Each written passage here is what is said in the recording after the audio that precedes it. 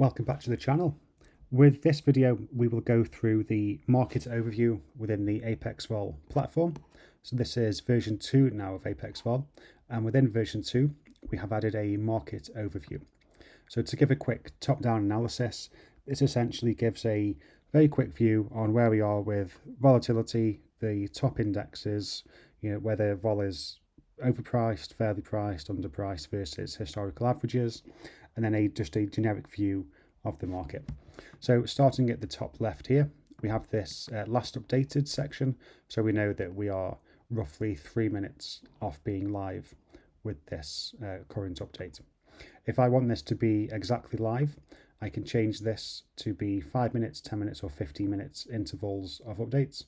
So if I select the 5 minute, we know that every 5 minutes the data will refresh and it will be live. The second section here, we have the major indices plus the VIX. So it gives a top level analysis of where we are on the VIX, so 2509, where we are with S&P, the NASDAQ, the Dow, and the Russell. Within these tiles here, for the S&P, NASDAQ, Dow, and Russell, we have the 1 week move and we have the 1 month move alongside the 30-day implied vol as a annualized percentage. Within this market pulse section here, we have the volatility regime. So we have the volatility regime marked as being derived from the market median IV rank across all optionable tickers. So we class high vol as 30-day vol over 60%, elevated is 45 to 60, normalized is 25 to 45%, and then lower than 25% we will class as low vol. And then this essentially drives this high volatility, which we are at the minute, kind of label here. We have an 81% median IV rank. So this is across all optionable tickers. What's the current 1 year IV rank? 81% at the minute. The 52.4% average IV on the 30-day. So this is the at the money annualized IV over the next 30 days as a average across all optionable tickers. And then we have the average volatility risk premium. So this is the difference between historical vol over the previous 30 days versus the forward 30 days. You can see we are plus 8.7% on the average VRP, given the fact that we are in a high volatility environment at the minute. This 0.76 put call ratio. So this is the aggregate put volume divided by call volume. So above 1 is heavy hedge demand, which is quite bearish, and then below 0.7 is bullish or complacent. So extreme readings often precede reversals with put call ratios, if you're familiar with that.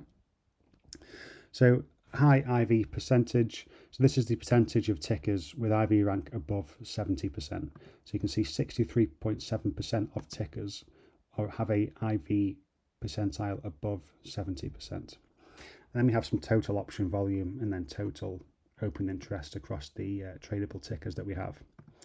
So that's the top level market view. We now have this drill down here into the market and the specific stock areas. So you can see in this middle circle here, we have the Spider ETFs. So I can click into XLF to see the financials. And then this breaks down by weighting even of the individual stock within the XLF ETF. I can select any of that, so I can go to healthcare. We can see this breakdown here. I can also, if I want to just see the mega caps or the large caps or mid caps, for example, again, if I filter for XLV mid, it gives me just those that fall within that specific set of parameters. If the circle diagram gets a bit clustered, I can go into a tree map diagram, so it helps me kind of read that diagram a little bit easier. And again, this is shown on the screen as a weighting of the stock within the ETF portfolio. So that's back to the Sunburst. We can amend this filtering to be the price of 1 week change. Obviously, you will see here the 1 week on Microsoft is negative 4.26%. I can also do this at the price 1 month. I can do this by IV rank, VRP, and then options vol, which is no surprise that Nvidia and Tesla kind of lead the way with with options volume. So if we use this for VRP and we go to all, we can kind of see where the volatility risk premium is within the markets.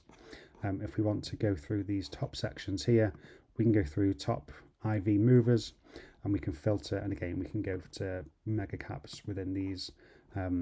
Nothing kind of screams out for our screeners for the top IV movers. For mega caps, we can see large here, and the mid caps there.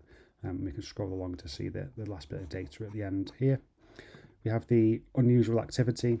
So this is the tickers with the highest volume surprise, which is today's options volume relative to the average. Spikes in activity could signal, some institutional positioning or event anticipation, such as earnings. Speaking of earnings, we have this upcoming earnings section here. So, for example, LU are reporting today.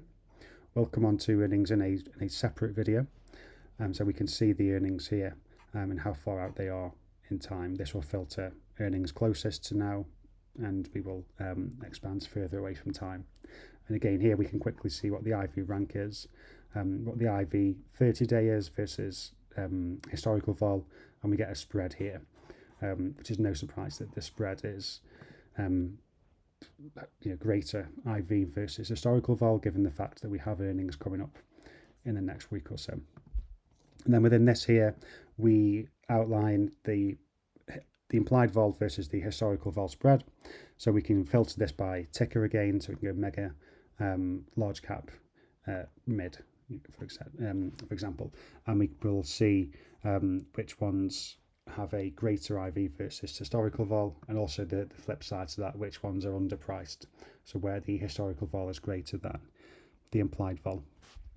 Just touching on the upcoming earnings, you also have this earnings calendar page here.